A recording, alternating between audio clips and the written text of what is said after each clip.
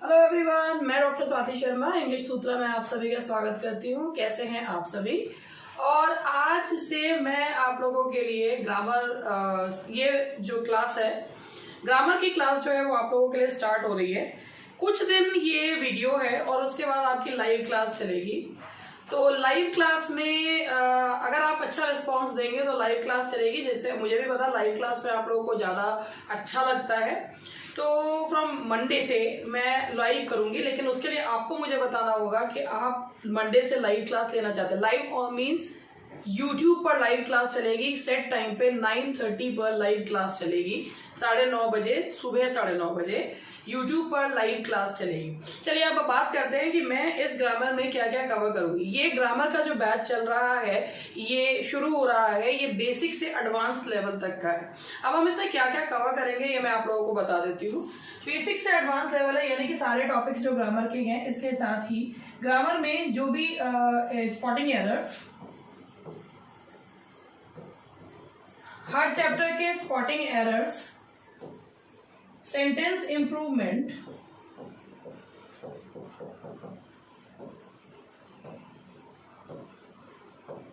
Fill in the blanks, और इसके साथ ही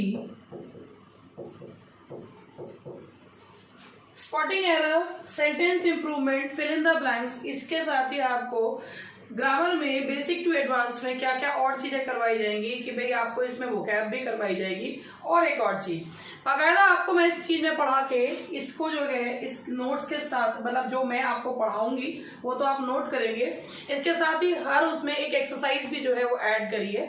अब वो एक्सरसाइज जो है वो हमारे ऐप पर आपको फ्री स्टडी मटेरियल में मिलेगी।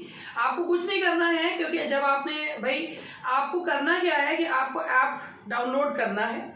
ऐप के उसमें एक फ्री स्टडी मटेरियल का कॉलम होता है, उसमें फ्री स्टडी मटेरियल में आपको ये एक्सरसाइजेस पीडीएफ फॉर्मेट में मिल जाएंगी। इवन हम आपको अपने ऐप पर फ्री ऑनलाइन टेस्ट की सुविधा भी देंगे। हाँ, लेकिन वो तभी सब चीज हम कर पाएंगे जब आप हमें रिस्पांस देंगे कि हाँ आप इन क्लासेस को कंटिन्यू करवाना चाहते हैं, तभी हम आप लोगों को ये सुविधाएं देंगे। हम जितने भी स्टूडेंट्स हैं सबको अपने टेस्ट पे, अपने ऐप पर फ्री ऑनलाइन टेस्ट की सुविधा देंगे।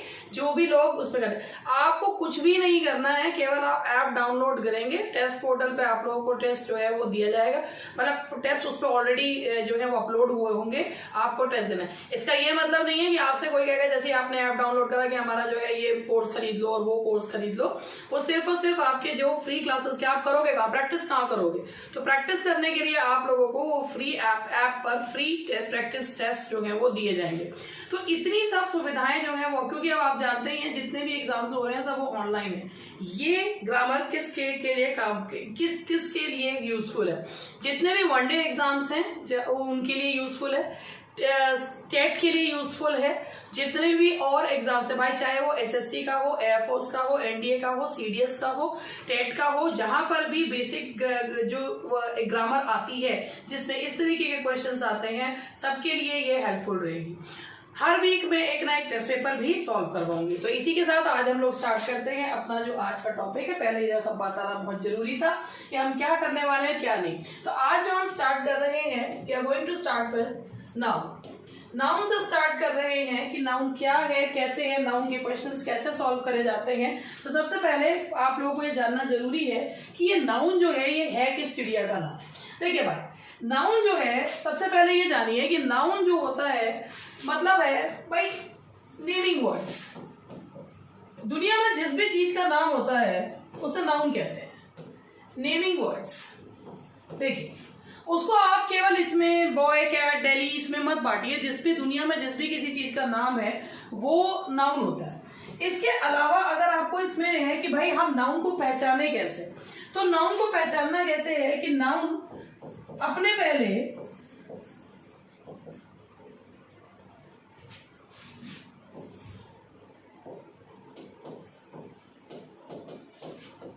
जिस वर्ड के पहले ए, एन, द यूज हो वह नाउन होता है। अब आप यहां पर इसको एग्जांपल को देखो कि अगर आपने यहाँ पे जिस वर्ड के पहले ए एन द यूज हो तो वो नाउन होता है, यानी कि भाई वो, क्योंकि जो ये डिटर्मिनर्स होते हैं, आर्टिकल्स होते हैं, ये क्वालिफाई किसे करते हैं, सिर्फ और सिर्फ नाउन को करते हैं। अगर हम, और इसका एक और भी मैं आपको बताती हूँ, पजेसिव एडजेक्टिव्स।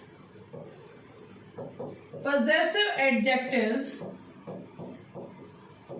यानी कि my, your, his, her etcetera, ये सिर्फ नाउन के पहले लगते हैं।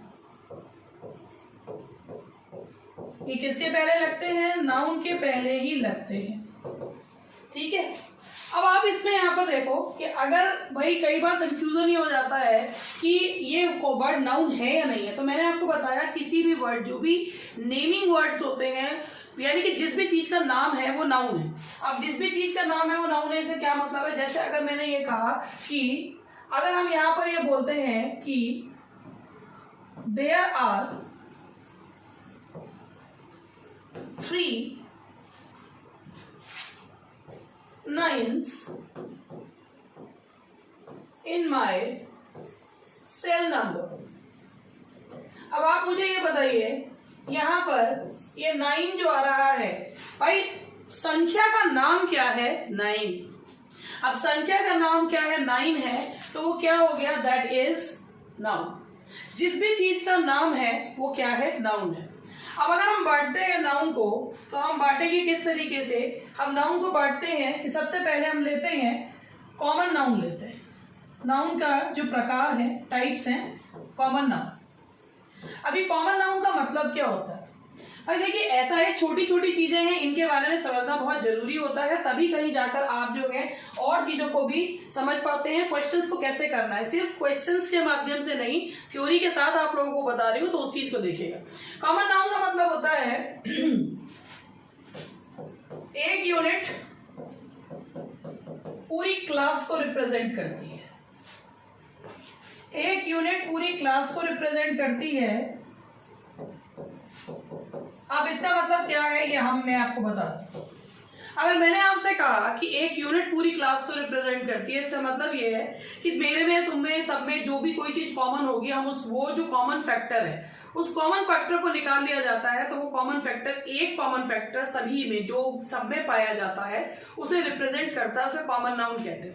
जैसे अगर हमने बचपन में, भाई अगर हमें ये बता दिया गया कि ये जो है ये कुर्सी है, ठीक है, अब ये कुर्सी है, तो जब भी हम कभी कुर्सी का जैसा कोई भी ढांचे का देखेंगे, अब अगर हम यहाँ पर एक ये लंबी सीट वाली कुर्सी बनाएं या कुछ भी बनाएं, मगर ढांचा भी टेढ़ी मेढ़ी सी कुर्सी बनाई है मैंने, अब अगर हमें कुछ भी जो है वो भाई ऐसा दिख रहा है, तो जो भी इसमें कॉमन फीचर होगा, बैक कॉमन फीचर है, तो इसका मतलब हम ये कहेंगे हाँ भाई ये चेयर है।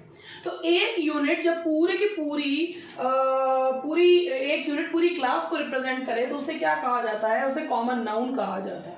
अब पूरी क्लास को रिप्रेजेंट करना है, जैसे स्टूडेंट अगर हम बोल रहे हैं, तो जो स्टूडेंट है वो पूरी की पूरी, एक स्टूडेंट पूरी क्लास को रिप्रेजेंट करेगा। ऐसे ही हम चेयर बोलते हैं, तो एक यूनिट पूरी की पूरी क्लास को रिप्रेजेंट करता है, तो उसे क्या कहा जाता है? That is known as common noun.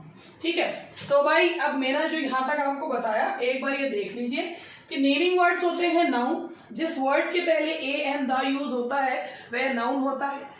Possessive adjectives, आपको पता है कि अगर, जैसे कि मैं आपको इस पे एक एग्जांपल भी देती हूँ, और उसमें कई लोगों से ये पहचानने में भी गलती होती है कि भाई ये नाउन है नहीं है, तो मैं आपको बता देती हूँ। कई बार पार्ट्स ऑफ स्पीच के क्वेश्चंस भी आते हैं, सीडीएस के एग्जाम में, टीचिंग के एग्जाम में पार्ट्स ऑफ स्पीच के क्वेश्चंस भी पूछे जाते हैं। तो 1 मिनट का टाइम मुझे दीजिए। अब आप यहाँ पर ये देखिए, इस क्वेश्चन में मैंने यहाँ लिखा है he lost his all in speculations. ठीक है, अब आप यहाँ पर ये देखिए कि भाई यहाँ पर ये आ रहा है पजेसिव एडजेक्टिव, जो मैंने नीचे लिखा है पजेसिव एडजेक्टिव। उसके बाद ये कौन सा पार्ट ऑफ स्पीच है? ये नाउन है, क्योंकि पजेसिव एडजेक्टिव के बाद सिर्फ और सिर्फ नाउन का यूज किया जाता है। तो याद रखिएगा कि अगर कई बार आपको पढ़कर भी ये लगता है कि ये क्वेश्चन तो नाउन का नहीं हो सकता, जैसे ऑल है तो ऑल को देख के लगता है ये प्रोनाउन हो सकता है, लेकिन अगर पजेसिव एडजेक्टिव किसी भी इसके पहले आ रहा है तो वो वर्ड क्या है? That is noun. चलिए आगे बढ़ते हैं।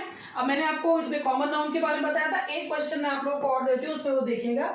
जैसे give place to your betters, give place to your betters. अब आप यहां पर देखिए, give place to your betters. अब ये फिर एक पजेसिव एडजेक्टिव है, तो पजेसिव एडजेक्टिव के बाद सिर्फ और सिर्फ नाउन आता है, तो ये है क्या हमारा, दैट इज नाउन। तो यहां तक जो मैंने आपको पॉइंट समझाए, चीजें समझाई, आई होप कि आपको समझ में आया होगा।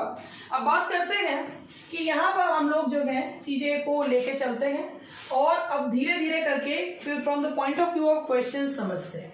देखिए कुछ क्वेश्चंस के साथ हम लोग जो है चलते हैं। अब पहले नाउन के बारे में देखिए, अब आते हैं, हम बात करते हैं, एक बार सारे नाउन्स के बारे में बता दूं, फिर उसके बाद चलते हैं क्वेश्चंस की तरफ। प्रॉपर नाउन, प्रॉपर नाउन का मतलब होता है कि जब जो कॉमन नाउन की यूनिट्स होती है, जब कॉमन नाउन की यूनिट्स को एक नाम दे दिया जाता है तो उसे क्या कहा जाता है, प्रॉपर नाउन। कॉमन नाउन की यूनिट्स को, हर एक यूनिट को अलग अलग नाम दे देना, that is known as proper noun. देखो, जब कॉमन नाउन की हर यूनिट को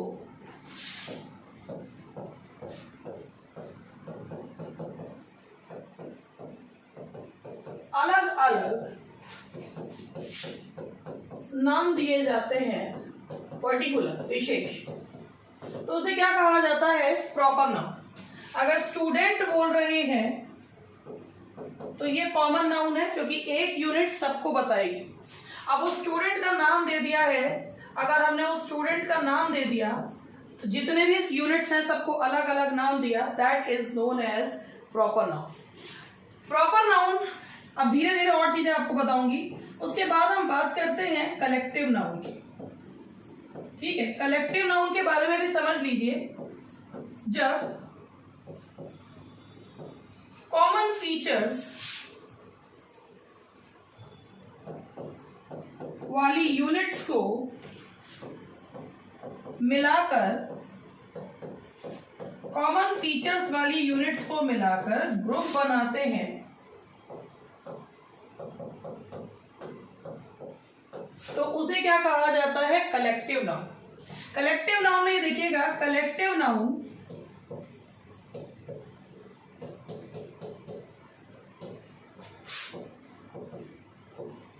अगर बटा हुआ हो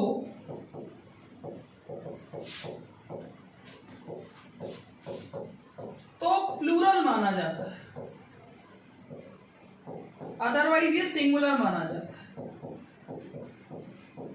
कलेक्टिव नाउन अगर बटा हुआ हो तो प्लूरल माना जाता है। इस बात का क्या मतलब है, इसको भी मैं आपको समझाती हूँ। पहले आप लोग इसे देख लीजिए कि भाई मैंने आपको नाउन के बारे में यहाँ पर चीजें जो बताई, उन चीजों को समझते हुए ही अब मैं आप लोगों को आगे कैसे क्वेश्चंस इनके सॉल्व करते हैं, क्योंकि अब ये बेसिक है। मैं ये नहीं कह रही ये बेसिक लोगों को आता नहीं है, मगर बहुत से ऐसे लोग होंगे जो इससे पहली बार भी पढ़ेंगे, कुछ नया सीखने को जरूर मिलेगा।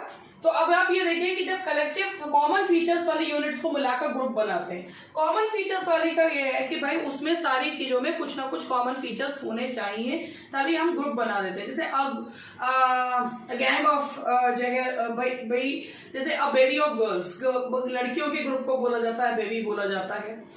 फ्लॉक ऑफ बर्ड्स, बर्ड्स उसमें सारे के सारे बर्ड्स ही होंगे, तो फ्लॉक ऑफ बर्ड्स। तो यहाँ पर हम ये कह रहे, अब जैसे जो आउल्स कलेक्टिव नाउन के रूप में होता है, आउल्स के जो कलेक्टिव से पार्लियामेंट कहा जाता है। Now let's move forward. अब हम आगे बात करते हैं, अब कलेक्टिव नाउन कैसे बटा हुआ होता है ये मैं आपको बता रही हूं। देखिए यहां पर ये कलेक्टिव नाउन है फैमिली,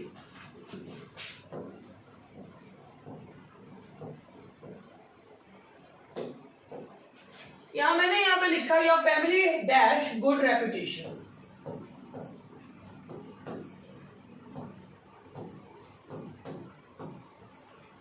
यहां पर मैंने लगाया हैज और है।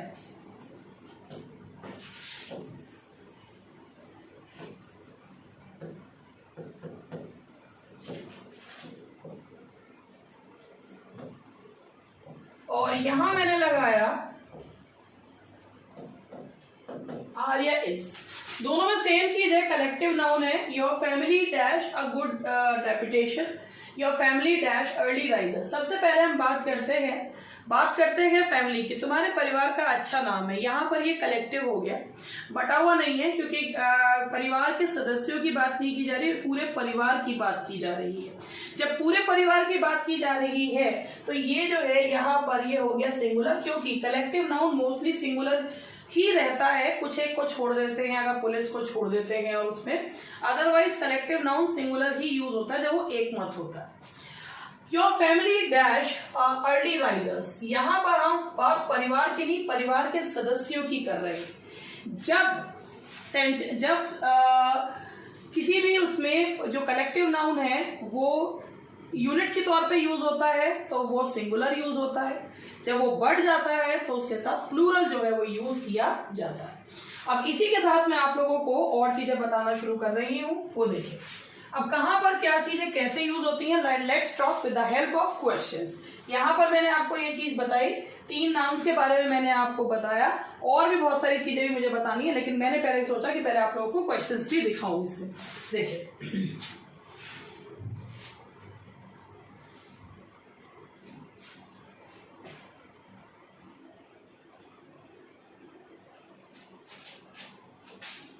Now with the help of these questions, अब हम लोग जो है चीजों को समझेंगे। आज जो है भाई ग्रामर के हमने क्वेश्चंस जो है वो लिए हैं, तो देखिए जरा इसमें। अब सबसे पहला जो क्वेश्चन है, मैं इसकी एक्सप्लेनेशन भी आपको साथ के साथ ही देती जाऊंगी। देखिए पहला क्वेश्चन आपके सामने दिख रहा होगा, orders has been issued for his transfer to another district। सबसे पहले आप बात सुनिएगा कि भाई यहाँ पर आना क्या चाहिए, ऑर्डर्स है, ऑर्डर्स हैज। देखिए अब यहाँ पर ये जो दो भाई नाउन्स में भी ऐसा होता है, सिंगुलर और प्लूरल में फर्क हो जाता है। अब यहाँ पर अगर हम ऑर्डर लेते हैं तो ऑर्डर का मतलब होता है आदेश, ठीक है, और ऑर्डर्स का मतलब होता है सरकारी आदेश।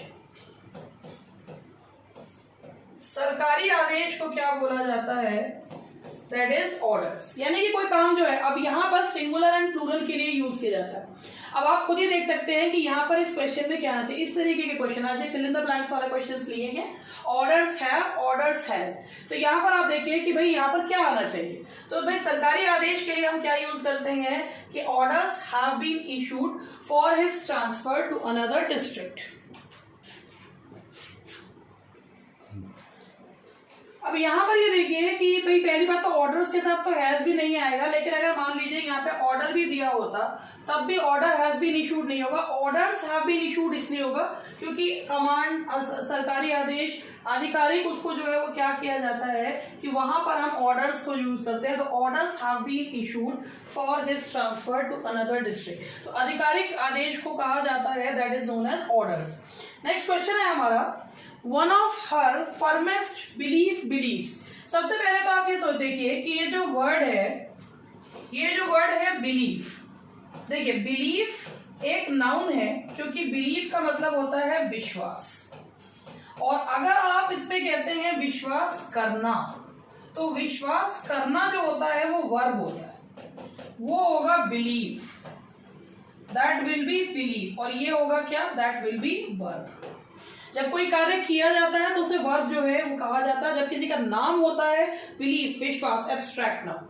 अब सबसे पहले आप भाई माना बिलीफ विश्वास है, लेकिन इसके बाद भी देखिए अगर वन ऑफ आ रहा है तो वन ऑफ के बाद हमेशा जो नाउन आता है वो कैसा आता है, that is plural.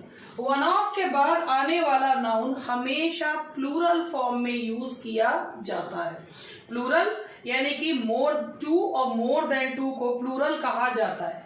One of her firmest believes, तो यहां पर आएगा one of her firmest belief was that God is great, तो यहां पर आपका आएगा one of her firmest believes was that God is great. तो वन ऑफ के बाद आने वाला नाउन हमेशा प्लूरल होता है। Now the next question is, you know it well that dash success in life depends on my advice। देखिए भाई यू जो है दैट इज अ प्रोनाउन। अब नाउन के पहले प्रोनाउन कभी भी नहीं आता, क्योंकि प्रोनाउन नाउन के रिपीटिशन को रोकने के लिए यूज होता है, तो ये तो वैसे ही कट गया।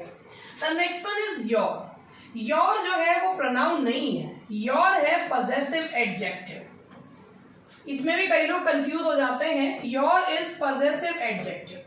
जब भी कोई चीज नाउन के जस्ट पहले आएगी, वो प्रोनाउन कभी नाउन के पहले नहीं आता, ये पजेसिव एडजेक्टिव है। सक्सेस नाउन है, नाउन के पहले क्या लगा है, पजेसिव एडजेक्टिव, तो क्या आएगा यहाँ पर, your. You know it well that your success in life depends on my advice. You pronoun, noun के पहले कभी भी प्रोनाउन का यूज नहीं किया जा सकता। Now the next question, although she has studied English, she is to learn the अब यहाँ पे अल्फाबेट लगाएं, अल्फाबेट्स लगाएं, क्या लगाएं समझ में नहीं है। देखिए, अल्फाबेट का मतलब होता है वर्णमाला, और उसके लिए अल्फाबेट वर्ड ही यूज किया जाता है। अल्फाबेट्स का मतलब होता है, अल्फाबेट्स इज भाषाएं,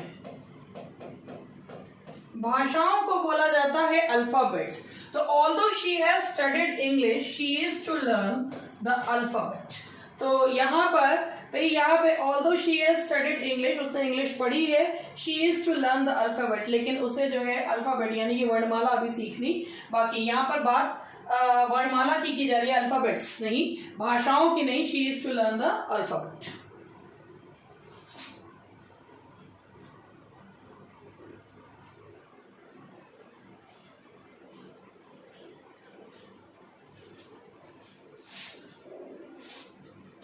There are 2 dash of books which are lying unused in the library। अब देखिए, इसमें काफी सारी उसमें हो जाती हैं कि स्कोर लगाएं कि स्कोर्स लगाएं, इसमें अंतर जो है वो देखिए कि ये है क्या, इन दोनों के बारे में जानना भी जरूरी है। देखिए, स्कोर मीन्स होता है 20। जब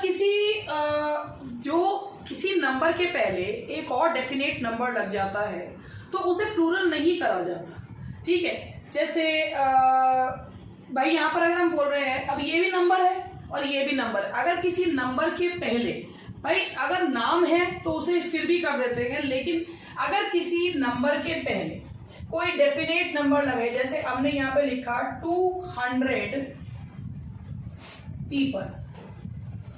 अब आप यहाँ देखिए, 100 भी नाम जो है एक संख्या है, उसके पहले 2 भी एक संख्या है, तो भाई अब यहाँ पर इस संख्या को प्लूरल नहीं किया जाएगा। ऐसे ही यहाँ पर ये भी एक संख्या है, ये भी एक संख्या है, तो इस संख्या को प्लूरल नहीं किया जाएगा। तो यहाँ पर आएगा there are 2 score of books, यानी कि भाई 20 के जो है वो किताबों के ढेर जो है वो है, which are lying unused in the library. तो फिर मेरी बात ध्यान से सुनिएगा कि अगर किसी नंबर के पहले कोई डेफिनेट नंबर आता है तो वो नंबर कभी भी प्लूरल नहीं होता। इस चीज को मैं वैसे भी इस तरीके से समझाती हूँ। यहाँ पर ये देखिए कि अगर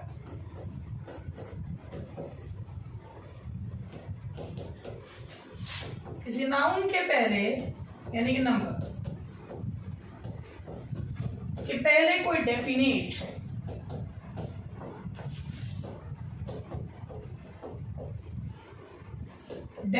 संख्या आए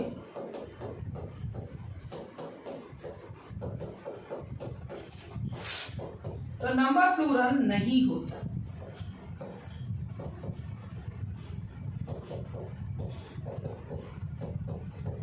देखिए,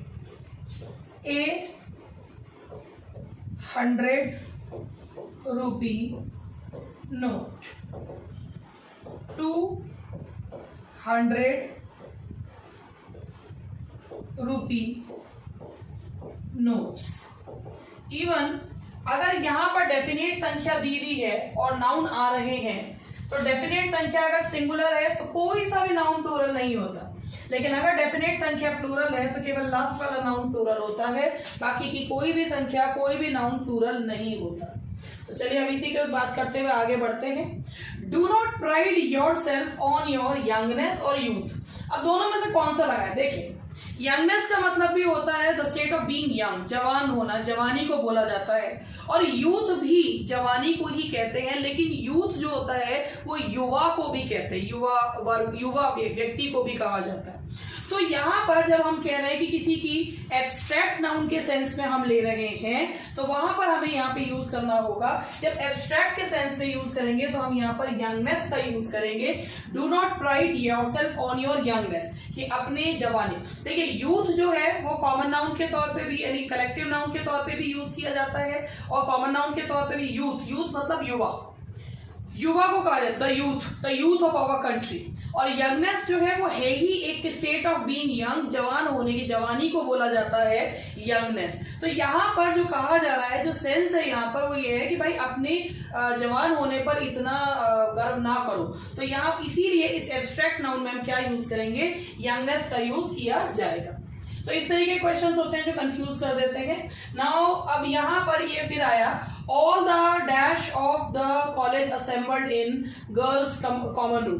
अब अगर यहाँ पर पहली बात तो ये है, अगर यहाँ पर यंग मैन होता तो ये ठीक हो जाता। अब यहाँ पे ऑल द यूथ का मतलब हो गया द यूथ। जब भी हम किसी इसके पहले द प्लस एडजेक्टिव का या उसमें लगा देते हैं, तो द यूथ का मतलब हो गया पूरा युवा वर्ग, पूरा युवा वर्ग। जैसे कि अगर हम द रिच लगा देते हैं, तो द रिच का मतलब होता है पूरा अमीर वर्ग। तो यहां पर हम बात कर रहे हैं पूरे के पूरे युवा वर्ग की बात कर रहे हैं। The all the youth of the college assembled in girls common room. तो यहां पर हम यूथ का यूज करेंगे, क्योंकि ये युवा वर्ग को संबोधित करके कहा गया है। Children are prone to make mischieves या मिस्चीव। अब हम बात करते हैं, यहां पर मैं आपको बताऊं कि uncountable noun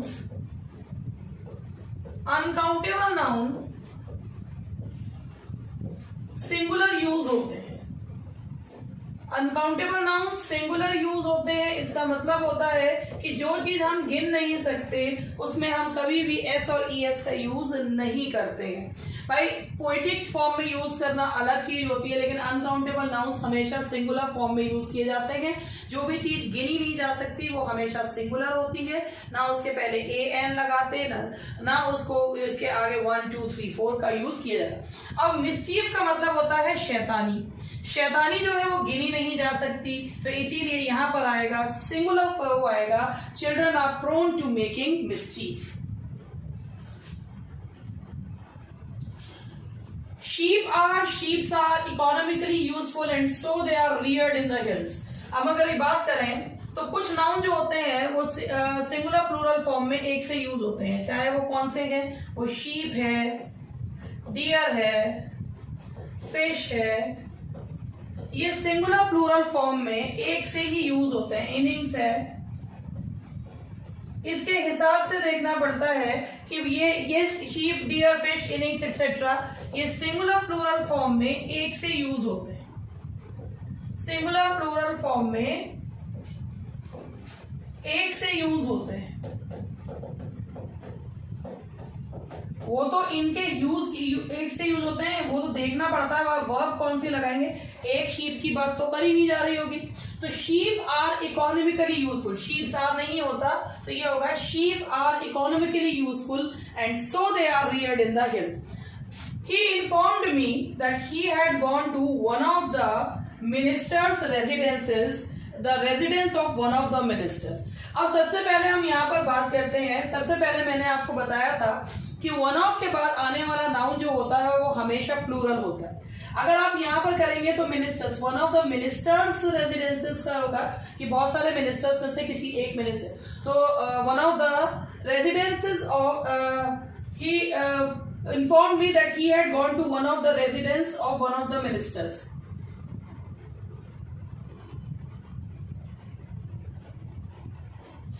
one of the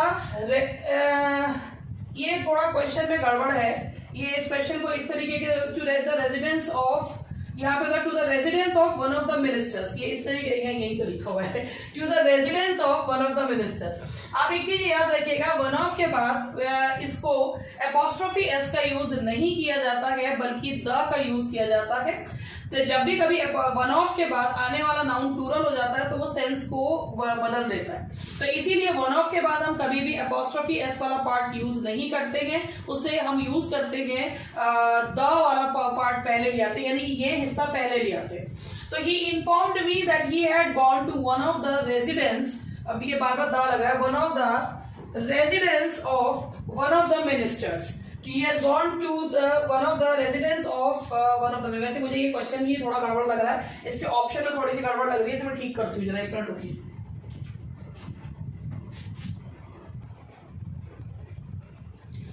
इसमें क्वेश्चन में गड़बड़ ये है कि यहाँ पर ये वन ऑफ द रिपीट हो गया है। He informed me that he had gone to the residence of one of the ministers। तो यहाँ पर ये वाला पार्ट सही होगा। अब इसके बारे में हम बात करते हैं कि वन ऑफ के बाद आने वाला नाउन होता है प्लूरल। वन ऑफ के बाद नाउन प्लूरल लगाया जाता है, ठीक है। तो अगर हम यहाँ पर ये लगा देते हैं he informed me that he had gone to the one of the ministers residence, तो वो कभी भी सेंटेंस को क्लियर नहीं कर रहा है। तो यहाँ पर क्या होता है कि अगर हमें यहाँ पर बनाना होता है तो एपोस्ट्रोफी एस से नहीं बनाते, इससे बनाते हैं, यानी कि इसे पहले ले आते हैं। तो ये होता है he informed me that he had gone to the residence of one of the ministers. One of the ministers से यहाँ पर ये चीज क्लियर हो रही है कि वन ऑफ द मिनिस्टर्स, कि भाई बहुत सारे मिनिस्टर्स में से एक के घर पर गया था। अगर आप यहाँ पे दोनों प्लूरल कर लेंगे तो मिनिस्टर्स, बहुत सारे मिनिस्टर्स के बहुत सारे घरों में, तो उससे सेंटेंस का पार्ट क्लियर नहीं होता। तो आज चूंकि मैंने जो है आप लोगों को क्वेश्चंस के साथ थ्योरी भी बताई है, तो इसीलिए थोड़ा सा जो है इस पे क्वेश्चंस कम हो पाए, लेकिन साथ के साथ थ्योरी एंड क्वेश्चंस को साथ लेके चलेंगे तभी चीजें जो है वो ठीक से होंगी। तो दैट्स ऑल फॉर टुडे, और बाकी का लेक्चर जो है वो कल करेंगे। अभी तो छोटे रख रही हूँ और लाइव सेशन जो है वो पूरे 1-1 घंटे के होंगे।